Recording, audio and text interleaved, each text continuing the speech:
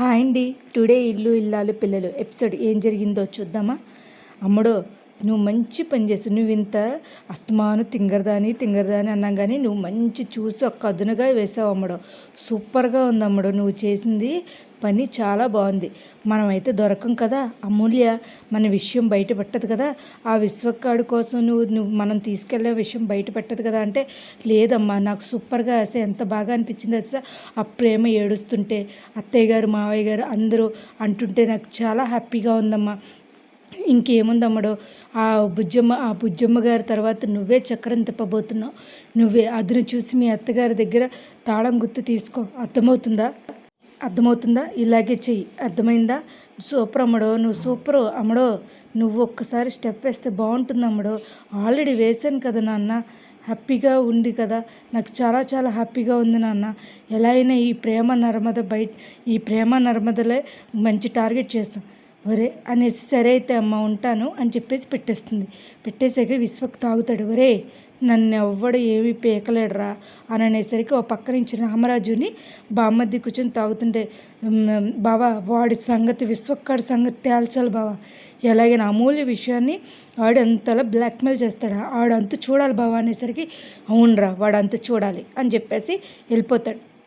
ఓ పక్క నుంచి చందు చెప్తాడు, ఒరే పెద్దోడు నడిపోడా చిన్నోడా ఏమనుకుంటున్నారా, మీ పెళ్ళాలు మీ గురించి ఏమనుకుంటున్నారు, మీ వదిన చూడండి ఏ విషయాల్లోనూ కల్పించుకోదు, ఎవరితోనూ మాట్లాడదు, అసలు ఏమనుకుంటున్నారా మీరు, అర్థమవుతుందా, మీ వదినలా ఉండాలి. ఒరే ప్రేమకు అన్నీ తెలిసినా కూడా అలా చేసింది. ఒరే నడిపోడా నర్మద కూడా అంతేరా. ఏమండి రావల్లి, పోనీలేండి తెలియక చేశారు కదా, వాళ్ళని ఏమంటారు, ఇంకోసారి అలా జరగకుండా చూసుకుంటారు. అది కాదులే వదిన, కావాల్సింది వాళ్ళకి పొగరు ఎక్కువైపోయి అలా ఉన్నారు, వాళ్ళ సంగతి తేలుస్తామని చెప్పి ఎవరికాళ్ళు వెళ్ళిపోతారు. సరే అన్నయ్య వెళ్ళొస్తామని చెప్పేసి ఎవరికాళ్ళు వెళ్ళిపోతారు. వెళ్ళిపోయేసరికి హ్యాపీగా ఫీల్ అవుద్ది వల్లి.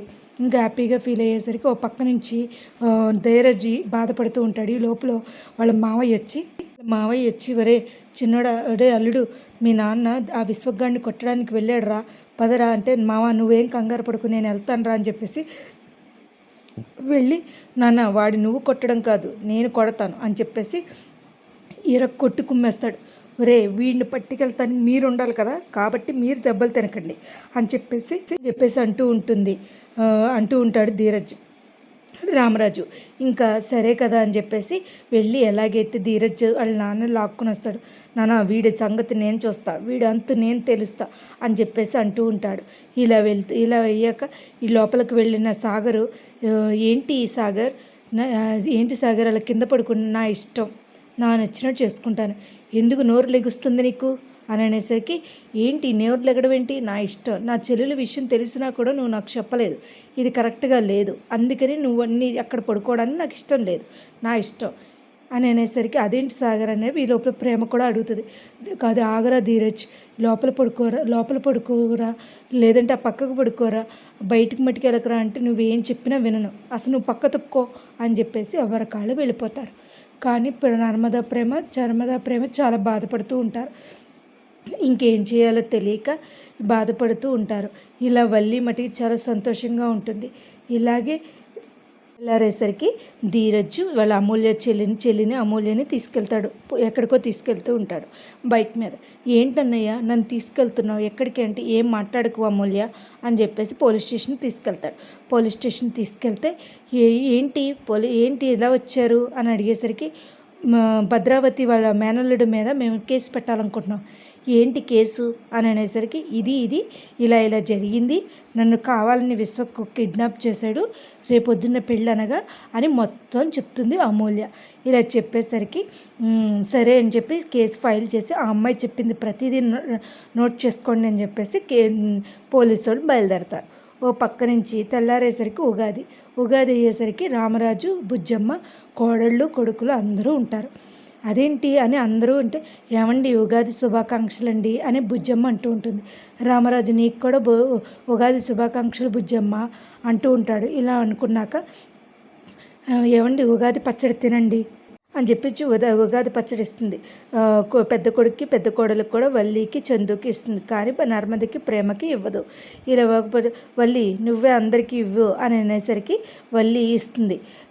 అయినా ఏమండి ఉగాది పచ్చడి ఎలా ఉంది అని అడుగుతుంది రామరాజును బుజ్జమ్మ.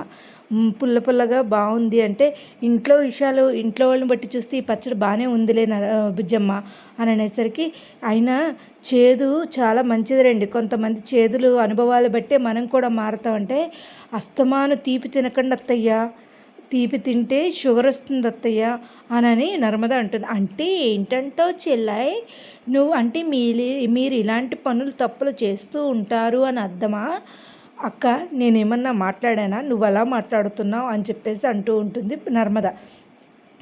ఎవరి కాళ్ళు వెళ్ళిపోతారు. అయినా మర్చిపోయాను, అయ్యో రామా ధీరజ్ ఏడి అని అంటే అమూల్యం తీసుకుని బయటికి వెళ్ళాడు, ఏ మాట చెప్పలేదు. పోలీ ఏదో గుడికి తీసుకెళ్ళి ఉంటాడులే బుజ్జమ్మ అని చెప్పేసి అంటూ ఉంటాడు రామరాజు. ఇదండి ఇవాళ ఎపిసోడ్ అయితే.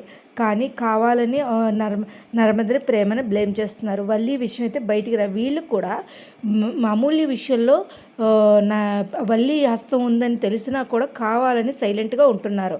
ఇదైతే కరెక్ట్గా లేదండి. కానీ ఎపిసోడ్ ఏం జరుగుద్ది, ముందు ఎపిసోడ్లో ఏం జరుగుద్దో మనం చూడాలి. నా వీడియోస్ కనుక మీకు నచ్చినట్లయితే లైక్ చేసి షేర్ చేసి సబ్స్క్రైబ్. కానీ సీరియల్ ఇలాగే ఉంటే కనుక ఏమాత్రం అయిపోండదండి. ఇదేనండి నా ఇవాళ ఎపిసోడ్ అయితే. Thank you so much.